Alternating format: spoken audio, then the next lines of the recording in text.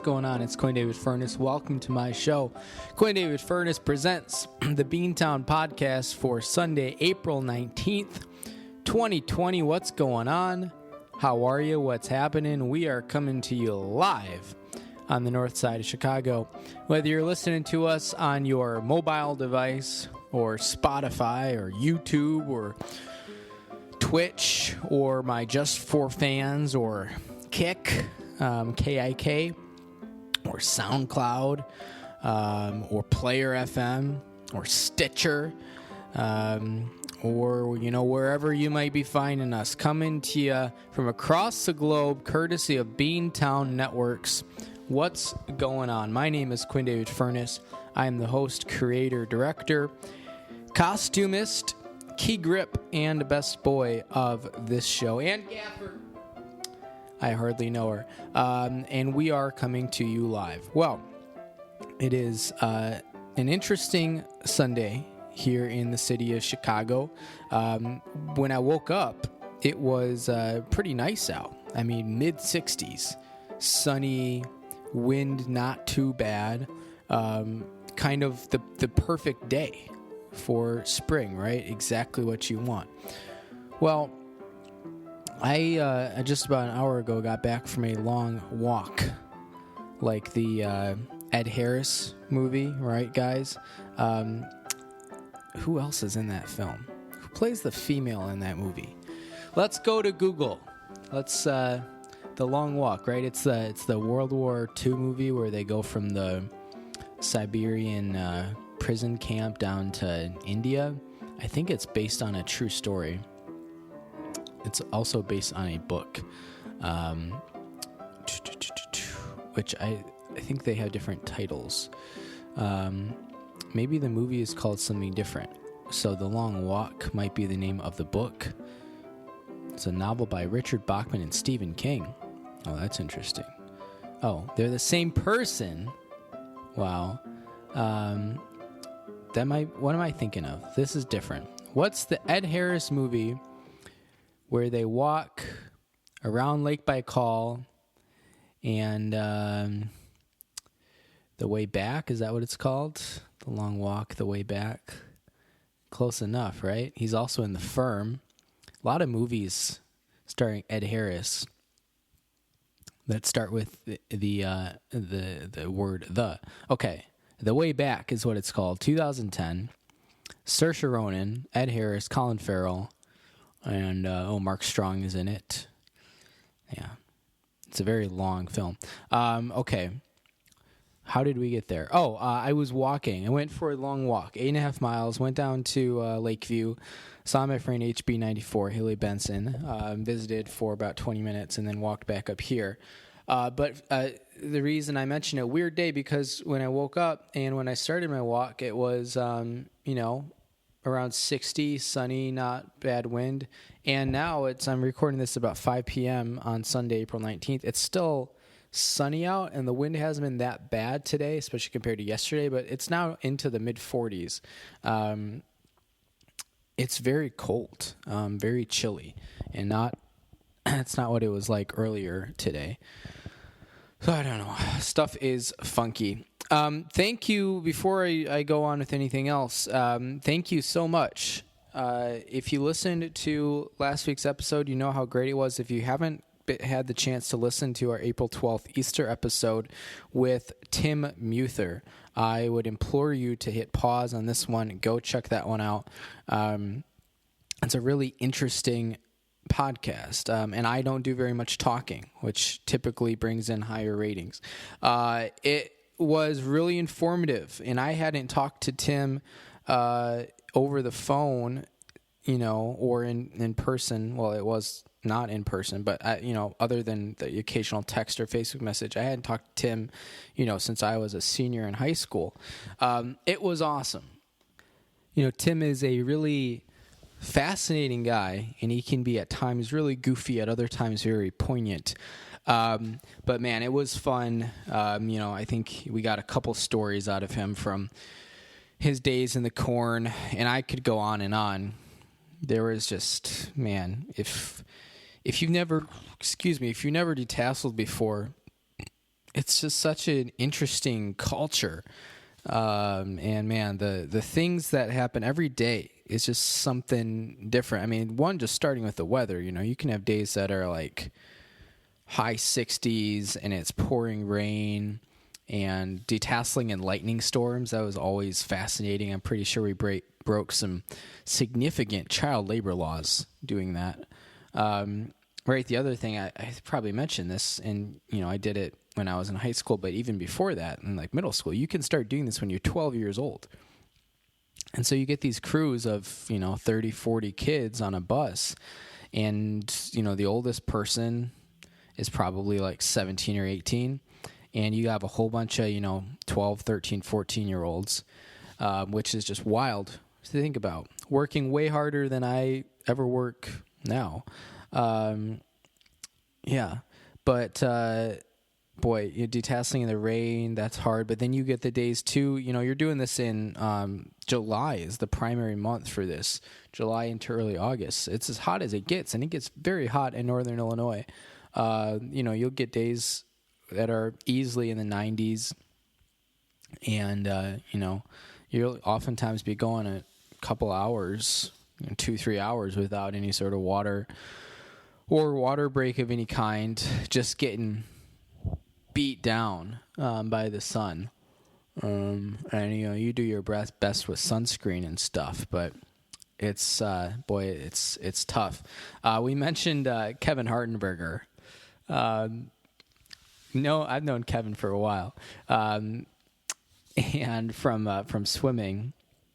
And I think Muther might have mentioned this. I'm not sure if we were on the air yet, but there was one classic day at Hughes Hybrids out in Woodstock, Illinois, where it wasn't raining when we were out there, but it had just been a huge rain. And if you can't put two and two together, when there's just been a gigantic rain and then you go walk into a cornfield, it's going to be muddy.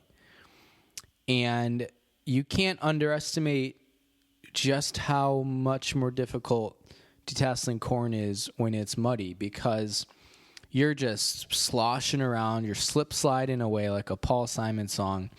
And then even, a couple of days after, when things have dried up, you get really weird ruts and stuff from the irrigation machines that have gone through.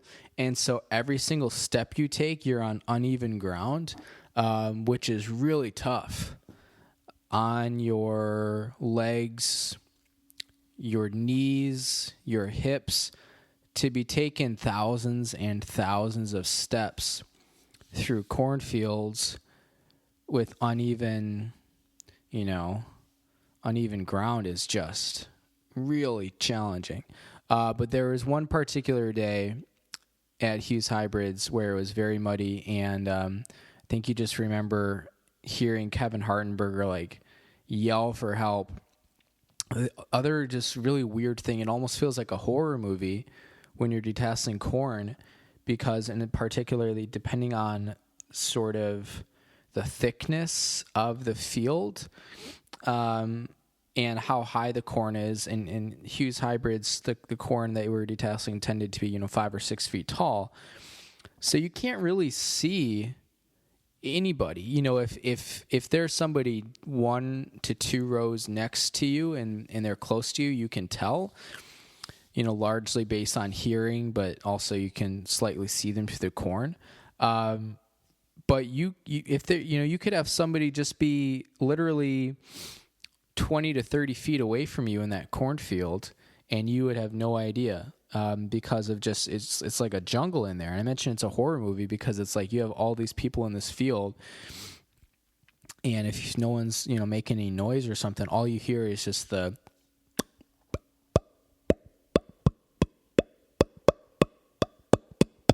That's what tassels sound like when you pull them out of the top of the corn plant, if you didn't know.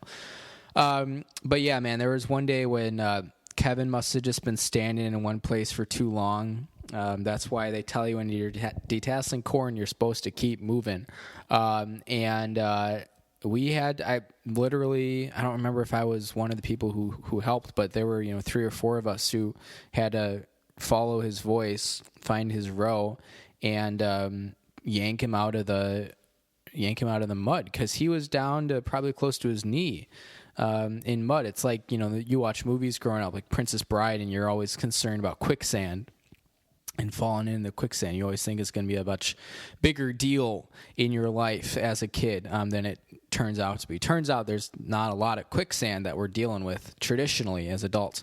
But in this case, it was like that. And I think Kevin Hardenberger lost his shoes. We'd have to get him on to confirm that, see if he remembers the story. But that's a classic moment, man. And that was at Hughes Hybrids. And something that Muther mentioned to me on the show last week that was actually really awesome was that Don Hughes, who I don't know if he was just like the straight up owner or if it was like a family business and he took over for his dad or how it worked or what it was.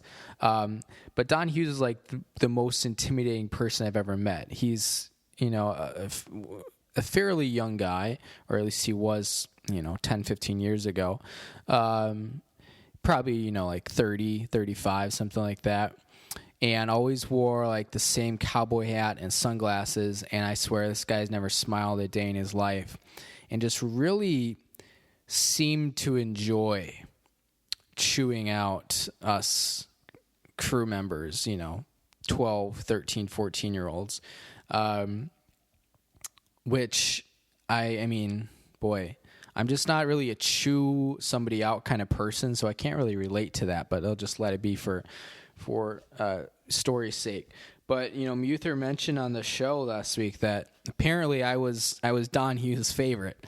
And I wish someone would have told me that, 10 years ago, when it would have, made me, helped me get through these summer days of 8 hours walking through corn where you can't see anybody. And, especially, boy, before I was, before I really hit puberty, so like 14, 15, before then, when I was a pretty little guy, I can recall the days where you go into that field corn is what we call it.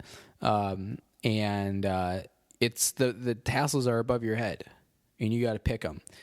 And if you can imagine doing that for 7-8 hours a day, that is brutal on your shoulders, on your traps. I'm not really a crier. It's not really my MO traditionally, but there were days when I would spend a whole row just walking down, just like silently crying because you just felt like you were on a chain gang or something, man. Really rough. But yeah, especially, man, the field corn out at Don Hughes Hybrids in Woodstock, that stuff was tough, man. There were other fields that were a lot shorter, weren't so bad. Like you go out to Marengo, where the mink barn is located. I swear to God, there is, and maybe it still exists. I have to do some Googling, but there were fields that we detasseled next to Marengo, Illinois' mink barn, which is literally like a clothing outlet for clothes with mink fur. If you don't know what a mink is, it's like a ferret or a weasel. I don't really know what specifically it is that makes it different from those animals, but it's in sort of that family or that vein. So there were fields next to the mink barn, and they always just felt kind of eerie, And some people claimed they could hear the cries, the screams of adolescent minks being slaughtered from inside the mink barn. I can't confirm nor deny this, but I think it was at one of the mink barn fields one time when our beloved bus driver, Gail, rest in peace. Gail passed away about 5 or 6 years ago, maybe 7 or 8 years ago at this point, but got stuck in the mud with the bus. I don't remember if we pushed it out or if the tow truck came or how we ever got those buses out, but it wasn't the only time. The bus got stuck multiple times, but that was always wild. We used to eat lunch under the school bus. I bet you never consider that. Myself, my brother Jack, who I detasseled with on the same crew for a while, probably, 4 or 5 years.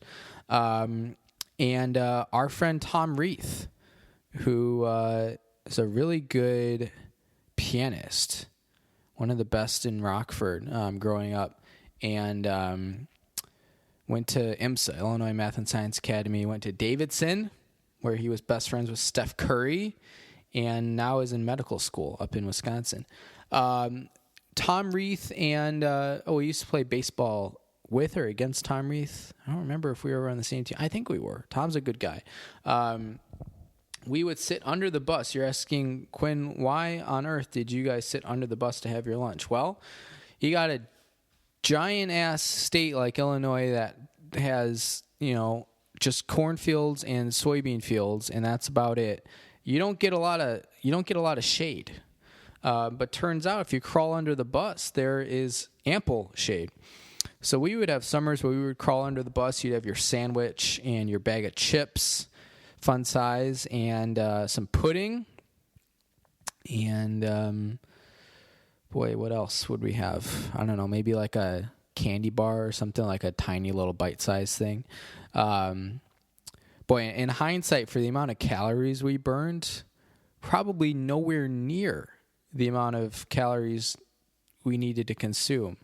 You're out there walking in, fields for 6 or 7 hours on an average day and just sweating your buns off. Probably should have had more calories than that. I don't know. I certainly would if I was doing it today. But, we had one summer where I think Tom Reith had a plum.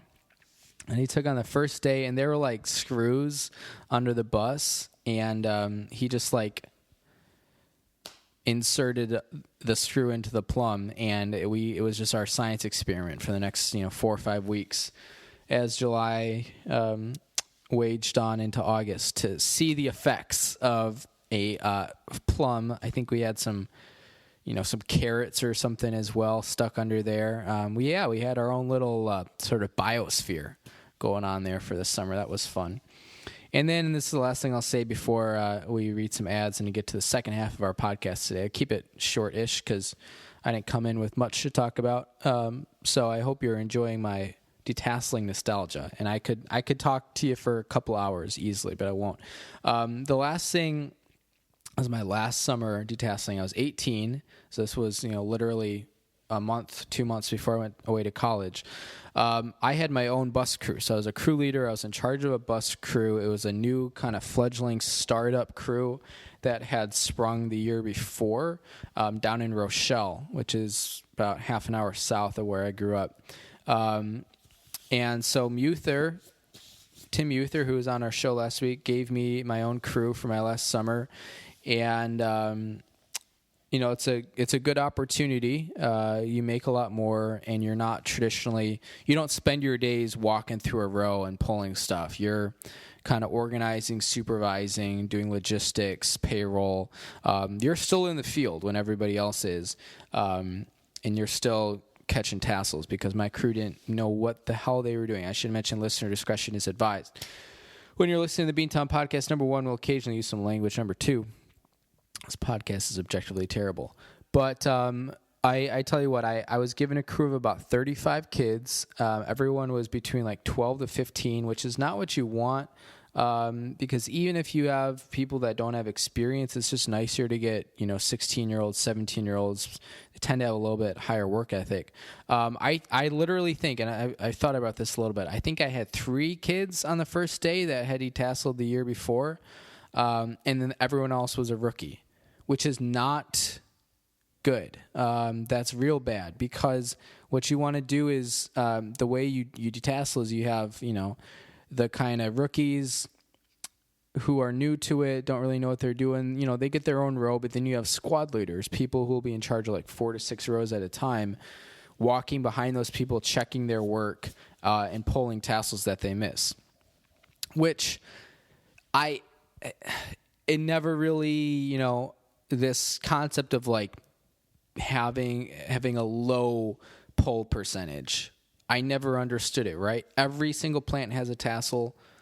You show up to each plant, you pull the tassel, you go on to the next one. But I tell you what, man, you get kids, especially my kids on this, this crew when I was 18, 2013 summer, that are just pulling like 60 to 70%. And for a lot of people, it's, they just give up. They don't care. But a lot of people, they're like doing their best, and that's how well they can do. I never understood it. It really seems like a simple concept. Every plant has a tassel. Pull the tassel, go to the next plant. So that's why you have squad leaders there to check work. But I had three people on my crew that had previous detasseling experience. They all quit after one day. So I spent the next 3 or 4 weeks with a crew of kids who had never detasseled before. And they slowly, like a horror film, slowly started to get picked off one by one. They didn't have a very strong work ethic. And 18-year-old Quinn really didn't have a lot of management experience. I think I was a good manager. I think I was a good boss, but I didn't really, know how to inspire or rally these 12-year-olds. We even had incentives. I introduced incentives. We had a golden spike, which had been stolen from a railroad track that we detasseled next to. And every day you would hand out the golden spike to the top performing detasseler. This didn't even motivate them. So by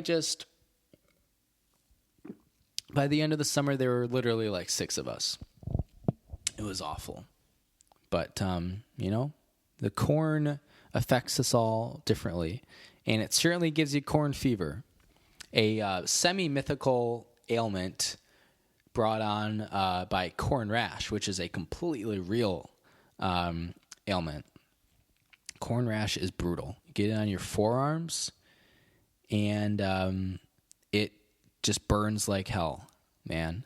It was awful. But those are just a couple, stories off the top of my head. I found this, last week when I was preparing for my talk with Tim. There's an interesting YouTube video. I think it's done by Vice. It's like 4 or 5 minutes long. Just follows this one girl in like a day of detasseling, and she does some interview questions. And it's just a good kind of insight if you're just not familiar with what corn detasseling is or what it's like. Go check out that video. If you just search on YouTube corn detasseling, I think it's done by Vice. I think is who did it. It'll pop up. The one thing that you see in a lot of places is a lot of people who detassel go through fields that have already been gone through with an automatic machine that pulls anywhere from like 50 to 70% of the tassels in a row. We didn't really have that. Occasionally you'd go into a field down in Rochelle, you'd see that where a machine had gone through before, but that was not very common. And then, you sometimes you see actual like detasseling or not detasseling machines, but like tractors with the detasseling attachments. I don't know how to describe it, but they have like different buckets that sit between each rows as the tractor moves through the field, and you have 2 detasselers actually stand in these buckets as the machine moves. So you don't actually have to walk. You're still pulling all the tassels, but you don't actually have to walk. We had that occasionally, right? Like when you go out to Hughes Hybrids, you see that. But that wasn't, a super common occurrence either. Most of the time, everyone was walking, everyone was on their feet, and every plant had a tassel, which is as hard as it gets, in my opinion. But that's a little bit about corn detasseling. Let's read some ads here, and then I just have a couple of things I want to mention for our second half, and we'll end it there. Pretty low-key episode. I hope that's okay with everyone. Home Pride, Oregon. All right, here we go. Pops, family business. Are you tired of your... good start, Q. Are you tired of selling your house for less than a quarter of what it's worth, all because you couldn't find a reliable home inspector in time? And we have all been there. Well, Oregon listeners, there's good news. Home Pride Inspection Services in Bend, Oregon is Central Oregon's hottest new home inspection provider, with home inspection services including things like, he's going to read the list now, heating and cooling, roofing, plumbing, and so much more. Home Pride Oregon is both contractor certified and home inspection certified. I put the and in all caps, so I know to emphasize it. So you know you're getting the good stuff. If you're tired of big real estate stranglehold on the home inspection market and you want a safe, certified home inspector you can trust, you got to call Steve at 541-410-0316 or visit homeprideoregon.com. And it's another First Down Bears, like Jeff Joniak over here. Again, that's 541-410-0316 or you can visit homeprideoregon.com. Again, one more time, why not? Usually it's only written for twice, but I'm feeling a threefer. Again, that's 541-410-0316 or visit homeprideoregon.com. Home Pride Oregon inspection perfection. Tell them Quinn sent you. Maybe you'll get a 1% discount. I don't think that's true. Don't hold me to that. Steve and I have not worked that deal out. Use coupon code Quinn at checkout. See if something happens. I don't know. We should try. It's worth a shot. Shout out to the Samson Q2U series. It's actually been working pretty hard lately. It does family chat on Sunday mornings. And the Scott Farrell audiobook. Whoa. Big, exciting news. We have finished recording what Scott wrote. Now, what is still left to do, you might be asking? And why are you talking about it in the middle of the ads? Because I thought of it right now. And I tend to lose my train of thought very easily on this show. So the book ends at the end of, 2016, I think. Maybe at the end of 2016. So there are still 3.5 years between when Scott finished writing and where Scott is currently at today. So what I have done and spent some time doing, and I'm now finishing up, is researching and investigating what has happened to Scott Farrell, our friend Scott Farrell, since the end of the book's writings. So I'm physically writing an epilogue. I have it in a Google Doc right now that is catching everyone up to, April 2020, 420 Blaze It, on where Scott Farrell is in life, what he's been up to. And then I will read that. I will record it. So it'll just be like a bonus chapter, although it certainly won't be as long and hopefully not as insufferable as the rest of the book. And then the last big thing I have to do, well, two big things, but the last big thing I have to do is write my critical review, which I might record. I don't know. I don't really know if I need to, but it will just be written. And it will give me an opportunity to share my thoughts, as well as just consolidate all the awful things that Scott does in this book and, make some comparisons to Joker, although Scott's a much less sympathetic character than Joaquin Phoenix is. And then the last thing to do is really just figure out how I want to upload and distribute it. Right now it's sitting on like 4 different very large GarageBand files. We're talking like 4 to 5 hours a piece. So I got to figure out how I want to do it. If I need to go back in and kind of break each chapter into a separate file and then upload that to YouTube, that might be what I have to do. That probably makes the most sense, but we'll see. TBD. So, it's the type of thing where if I applied myself, I could finish it by next week. I'm not going to do that because I kind of just take it at my own pace. I work on it when I want to, and that's not very often that I feel that lately. So, give me another month or so. It'll be done.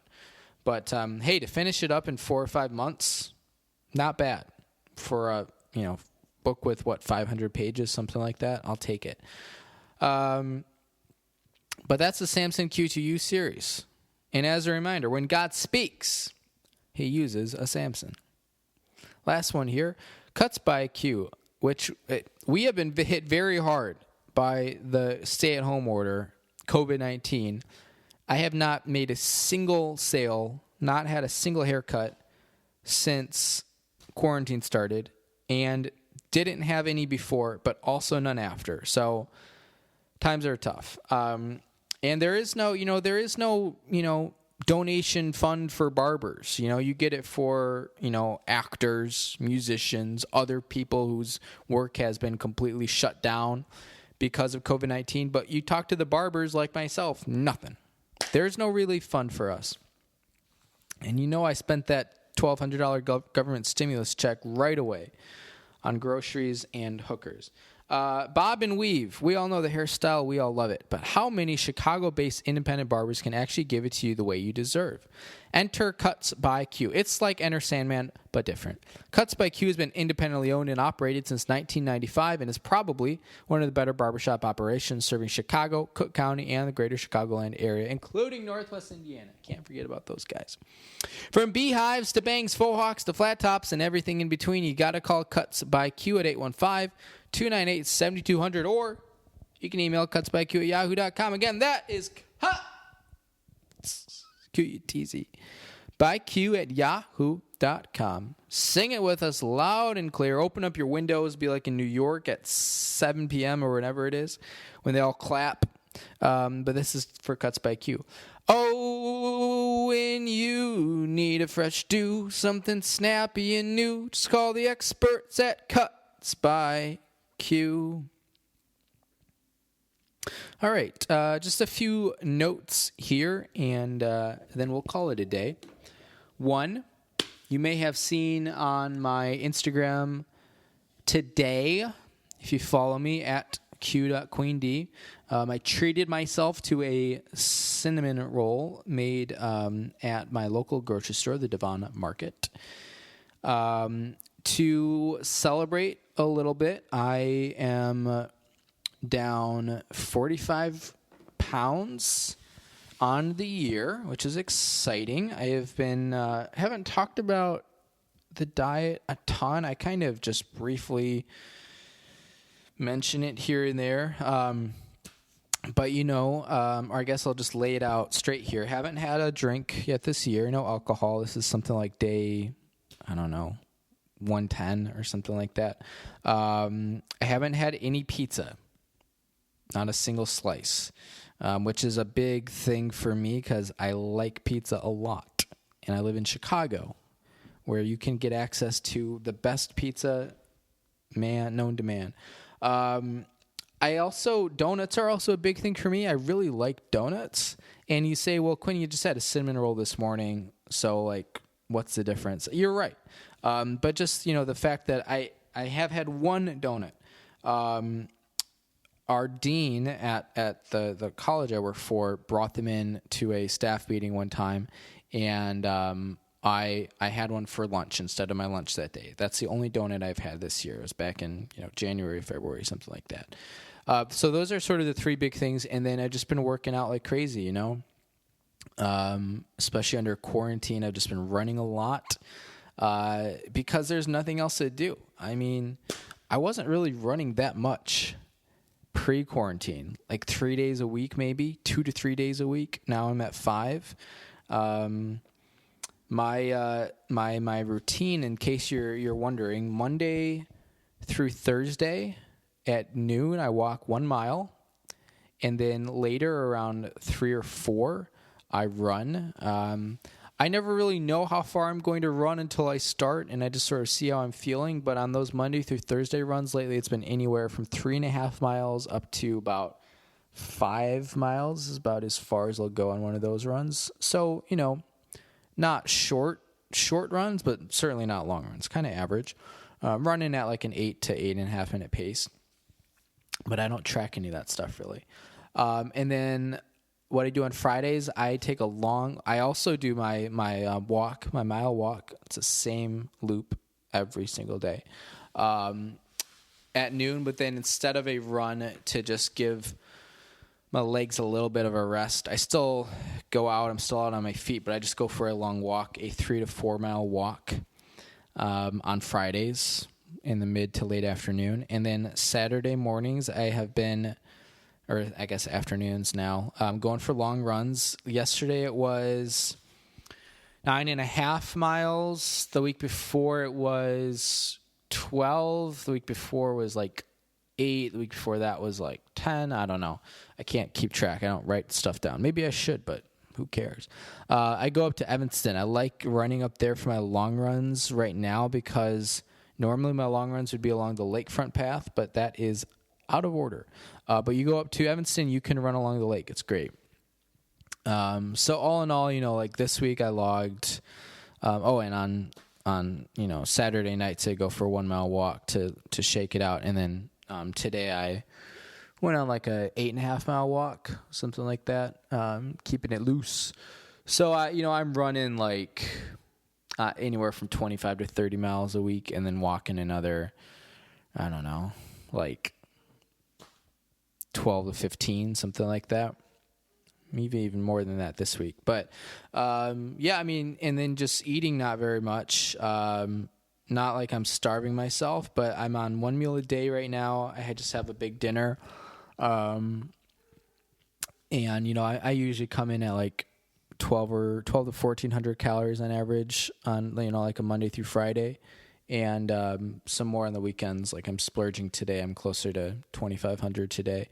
But, and just stay diligent. Don't drink your calories, and I don't snack. Drink a lot of water, coffee, tea occasionally, and I'm down 45 pounds. I've got another probably 12 to 15 pounds to go to be where I would like to be. But the thing with the scale is it's just like, it's a number that only you are ever going to see unless you decide to share it with somebody. So the important thing should not be, what does your number say? It should be, how do you look? Do you like the way you look? What do you want to change, etc. So by that way of thinking, I still have some work to do. I still got some love handles going on. And I still have some upper back fat, which is something I never really dealt with. It just kind of crept up out of nowhere, that I would love to shrink down. That seems to be the biggest thing in my, losing 45 pounds this year that just has not wanted to budge. Got some upper back fat that's just like hanging out. Everything else, every other part of my body I've seen trimmed down. I was trying on some pants I hadn't worn, since quarantine started, and it will be interesting when we go back. I'm going to need to really tighten the belt. But the upper back just doesn't seem to want to budge. I don't know. You can't really target. It just needs to, if it wants to go, it'll go. I don't know. But I treated myself today with a little cinnamon roll from my local bakery. It's the first time I'd ever gotten anything from their bakery, and I've been going there for, almost a year now. So pretty solid, pretty good stuff. Nice to have homemade goods, not very highly processed. The last thing I want to say is probably the most depressing thing. Although we don't have to let it be depressing. I rather than starting it off at the front end of the show, and kind of casting a somber tone, I wanted to save it for the end and just kind of throw it in here, because it's kind of sad, and I've been thinking about it a lot. And it makes me sound kind of douchey, because I'm very privileged, but I was supposed to be on a flight physically right now, as we speak, as I record, from LAX to Honolulu International right now. The plan was to be in Hawaii from Sunday night through Saturday morning. I hadn't had a ton of things planned out from like an excursions perspective. All I really had was the flights were set, the rental car was set, the Airbnb was set. It was right on the ocean in the Mormon town on Oahu, which was going to be wild. Lei, something like that. I forget what it was called.